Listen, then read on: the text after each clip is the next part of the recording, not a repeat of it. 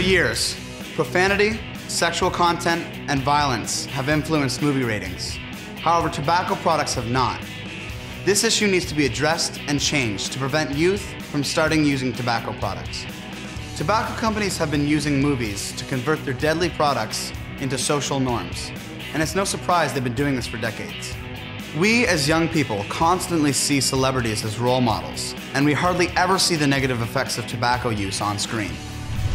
Movies sell smoking. Tobacco companies need new smokers, and Hollywood delivers.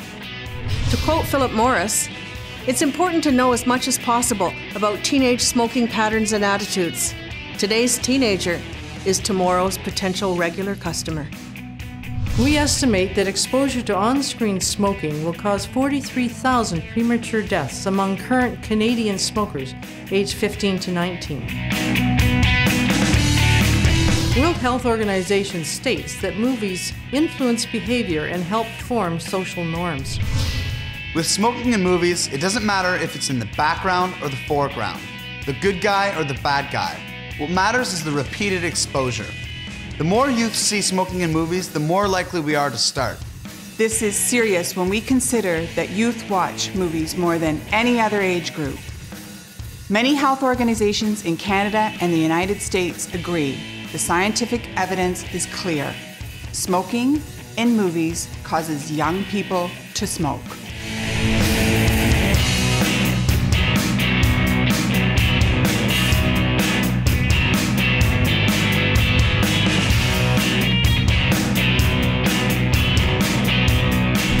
Tobacco use will kill 32% of 15-year-old smokers, half before age 70 and half after.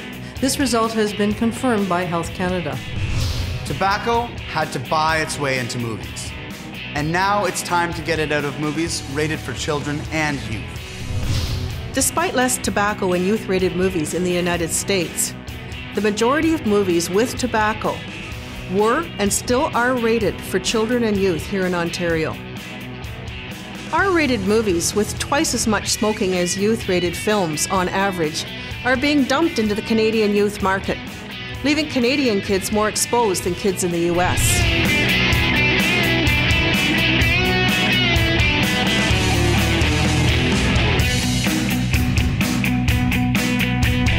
There's still lots of smoking in movies rated PG-13 in the United States.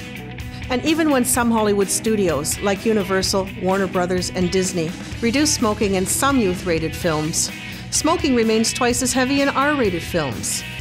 When those R-rated films cross the border into Ontario, they're almost all rated 14A or PG, so kids can see them.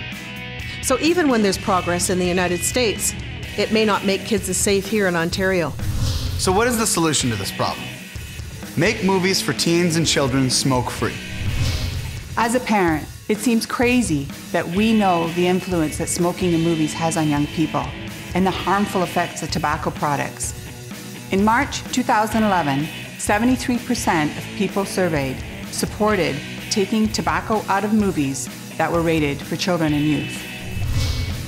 A rating change in Ontario is about protecting children and youth from future tobacco addiction.